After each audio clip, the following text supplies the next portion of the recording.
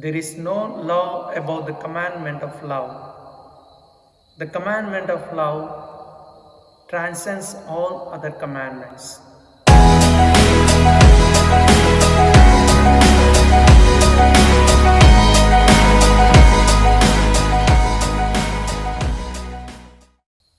My dear sisters and brothers in Christ, some of the scribes and Sadducees gathered together, and one of the scribes asked Jesus to test, which is the greatest commandment of law?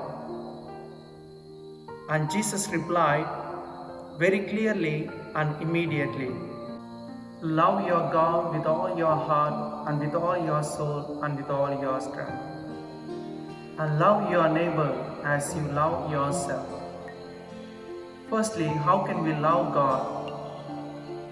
And as followers of Christ, we believe that following the commandments of God and rules and regulations and always praying to God is following the commandment or loving God.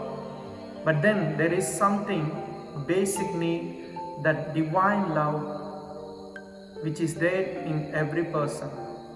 Without this divine love, we are isolated and depressed, and even we are at the cost of death, losing our life. That's why St. Augustine would say, our hearts are restless until we find Christ in our life.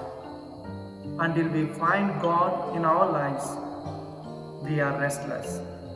We can come to a stillness only when we trust in God, when we love Him with all our heart and with all our soul and with all our strength. Secondly, love your neighbor as yourself. I believe this is the most difficult task of human being. Just imagine yourself, how you love yourself. How do you want to live in this world? How do you want to dress, or how do you want to live and enjoy your life in this world? But can you wish your neighbor to be the same? It is very hard, and it is very hard to live and love our neighbor as ourselves. That's why many say charity begins at home. And most of us have received the love from our own family. And definitely, if we love our own parents and friends, definitely it can extend to our neighbor or the people who are in the society.